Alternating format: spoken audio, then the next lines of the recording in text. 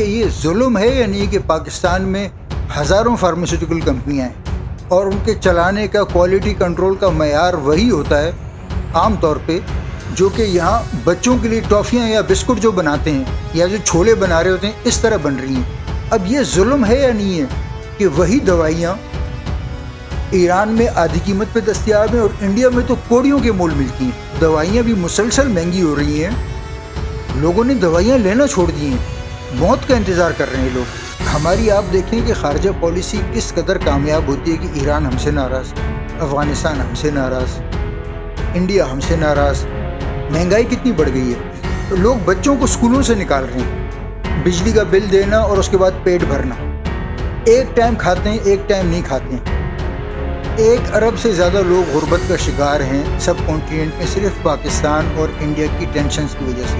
آپ مجھے بتائیں اس وقت ملک میں پیاز کی شارٹیج ہے کہاں سے آ رہا ہے؟ انڈیا سے آ رہا ہے۔ آ کیسے رہے؟ دبئی کے راستے۔ صرف آپ اس چیز کو گھما کر دبئی کے راستے صرف اس کی قیمت بڑھا دیتے ہیں۔ اچھا، انڈیا میں پاکستان کے بارڈر سے اس طرف پاکستان کے مقابلے میں فی ایکڑ پیداوار 3 گنا زیادہ کیوں ہے؟ ایک ہی کلچر ہے، ایک ہی لوگ ہیں، ایک ہی زمین ہے۔ زمین کو تو نہیں پتا نا کہ وہ انڈیا میں ہے یا پاکستان میں ہے۔ انڈیا کی جو ہے یہ 2024 میں اکنامک گروتھ جو ہے 6.81% ہوگی، آلموسٹ 7%۔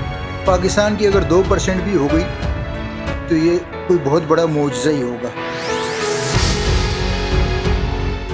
اچھا جی، آپ دیکھیں پہلی جنگ عظیم کتنی اس میں تباہی ہوئی، جرمنی اس کا مرکزی کردار تھا۔ دوسری جنگ عظیم جرمنی مرکزی کردار تھا، فرانس کو تباہ کر دیا گیا، برطانیہ کی معیشت تباہ ہو گئی، بہت سارے ملک پولینڈ وغیرہ ان کا انہوں نے بالکل برباد کر دیا۔ آج تو وہ دشمن نہیں ہیں، آج تو وہ دوست ہیں، ایک ہی بلاک میں ہیں، مفادات بھی ان کے ایک ہیں۔ یوکرین پہ ان کا سٹانس بھی ایک ہے، رشیا اور یوکرین وار پہ۔ تو جیسے میں نے پہلے عرض کی تھی عثمان صاحب کہ سیاست میں اور ملکی لیول پر یا انٹرنیشنل لیول پر کبھی بھی نہ مستقل دوست ہوتے ہیں اور نہ مستقل دشمن ہوتے ہیں، مستقل صرف مفادات ہوتے ہیں، ٹھیک ہے نا۔ اب جب انہوں نے دیکھا کہ جنگ کا کوئی فائدہ نہیں ہے تو وہ دوست بن گئے۔ ہم انڈیا سے لڑ رہے ہیں، اچھا انڈیا سے لڑ رہے ہیں، اس کی اکانومی پھر بھی ترقی کر رہی ہے اور ہماری نیچے جا رہی ہے، غربت بڑھ رہی ہے۔ 1 ارب سے زیادہ لوگ غربت کا شکار ہیں سب کانٹیننٹ میں صرف پاکستان اور انڈیا کی ٹینشنز کی وجہ سے۔ انڈیا سے ہم ڈائریکٹ ٹریڈ نہیں کر سکتے، ٹھیک ہے نا، انٹرنیٹ نہیں لے سکتے، بارڈر سے 18 کلومیٹر دور ان کا انٹرنیٹ کا اسٹیشن ہے جہاں سے ہم لے سکتے ہیں، جو ہم کہتے ہیں نا انڈر سٹی کیبل کٹ گئی، یہ سارے مسئلے ختم ہو جائیں گے۔ اچھا اب آپ مجھے بتائیں اس وقت ملک میں پیاز کی شارٹیج ہے کہاں سے آ رہا ہے؟ انڈیا سے آ رہا ہے۔ آ کیسے رہے؟ دبئی کے راستے۔ صرف آپ اس چیز کو گھما کر دبئی کے راستے صرف اس کی قیمت بڑھا دیتے ہیں۔ آج اگر انڈیا سے سستی چیزیں آنی شروع ہو جائیں کھانے پینے کی، تو جو پاکستان میں یہ چینی مافیا، فروٹ مافیا، سبزی کی مافیا، دالوں کی مافیا، چاول، ان سب کی کمر ٹوٹ جائے گی۔ مگر یہ کوئی چاہتا نہیں ہے کہ پاکستان کے عوام کو سستی زرعی اجناس ملیں، وہ کہتے ہیں اچھا یہ مرتے رہیں، ٹھیک ہے نا۔ 450 روپے کا کیلا بھی ہم نے دیکھا ہے نا۔ اچھا انڈیا میں پاکستان کے بارڈر سے اس طرف پاکستان کے مقابلے میں فی ایکڑ پیداوار 3 گنا زیادہ کیوں ہے؟ ایک ہی کلچر ہے، ایک ہی لوگ ہیں، ایک ہی زمین ہے۔ زمین کو تو نہیں پتا نا کہ وہ انڈیا میں ہے یا پاکستان میں ہے۔ ادھر بارڈر سے اس طرف گئی یا ایک دم ہاں پیداوار بڑھ گئی، کیوں؟ یہاں کیوں نہیں بڑھتی؟ تو یہ سوچنے کی بات ہے۔ ایک ملک ہے جو اتنا بڑا ہو گیا ہے، ہم اس کے مرد آباد کے نعرے جتنے بھی لگائیں، میرے پاس جو اس وقت تھوڑے سے اعداد و شمار ہیں وہ میں آپ کو ذرا کمپیریزن کر کے بتاتا ہوں کہ آپ کو اندازہ ہو جائے کہ ہم آگ سے کھیل رہے ہیں یا نہیں۔ پاکستان کی آبادی 24 کروڑ ہے، انڈیا کی 1.4 بلین ہے، ٹھیک ہے۔ انڈیا کا جی ڈی پی جو ہے 3.94 ٹریلین ڈالرز کا ہے، 4 ٹریلین ڈالرز کا۔ پاکستان کا جی ڈی پی اس کے مقابلے میں آپ کو پتہ ہے 373 بلین کا ہے۔ اچھا پر کیپیٹا انکم جو ہے انڈیا میں $2,731 ہے، پاکستان میں $1,580 ہے۔ انڈیا کی جو ہے یہ 2024 میں اکنامک گروتھ جو ہے 6.81% ہوگی، آلموسٹ 7%۔ پاکستان کی اگر 2% بھی ہو گئی تو یہ کوئی بہت بڑا معجزہ ہی ہوگا۔ اب آپ بتائیں کہ ایک ملک اتنی تیزی سے ترقی کر رہا ہے، آپ اس سے مسلسل کیوں لڑنا چاہتے ہیں؟ اس سے دوستی کیوں نہیں کرنا چاہتے؟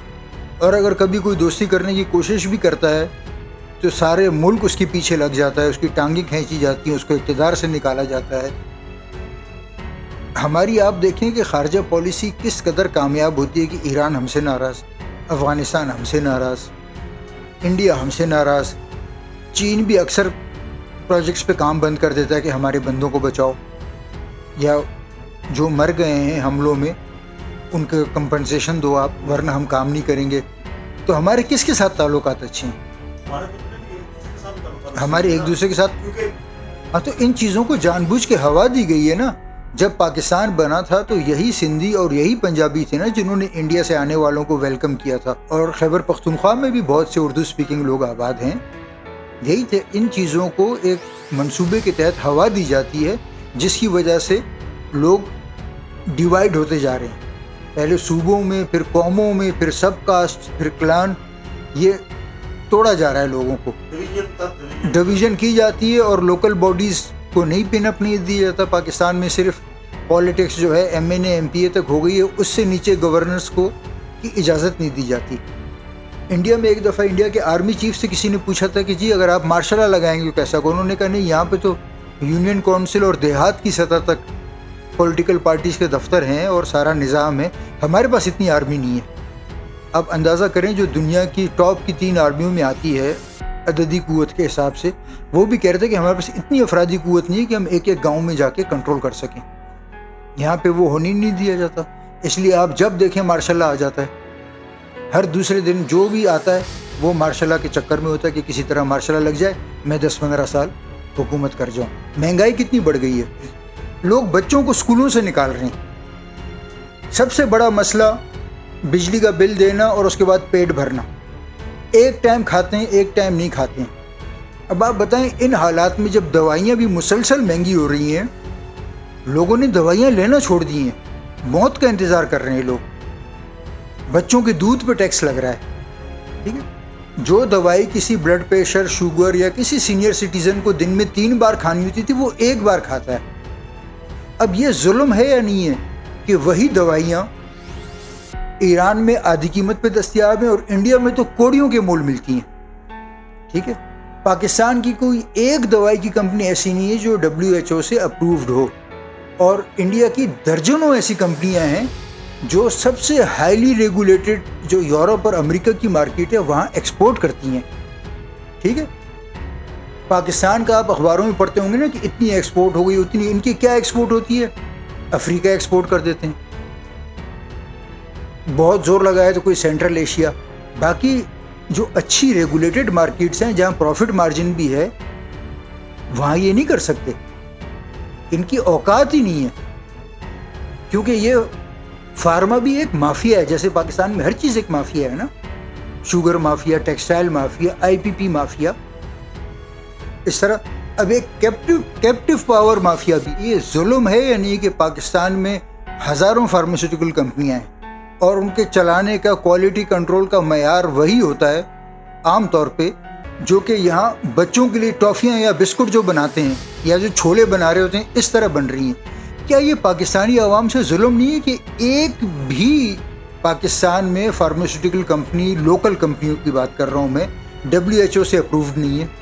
ایک کا بھی اتنا لیول نہیں ہے کہ آپ اپنی چیز ایکسپورٹ کر سکیں۔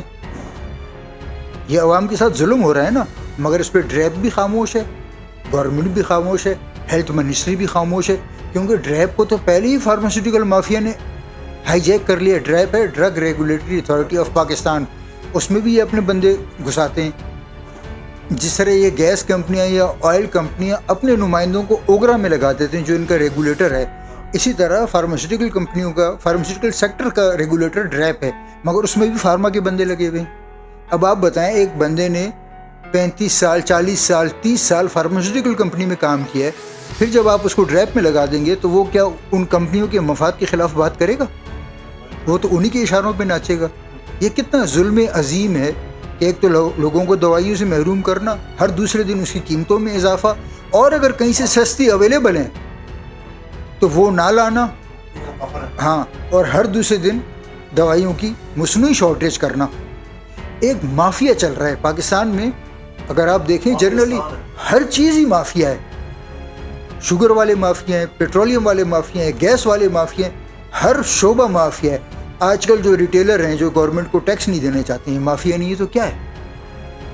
ٹھیک ہے نا، ان کا کم از کم 21% 22% جی ڈی پی میں شیئر ہے، ٹھیک ہے، 700-800 ارب روپے سے زیادہ ان کا وہ ہوتا ہے، ٹرن اوور ہوتا ہے، مگر یہ پیسے دینے کو تیار نہیں ہے۔ مگر ایک چیز میں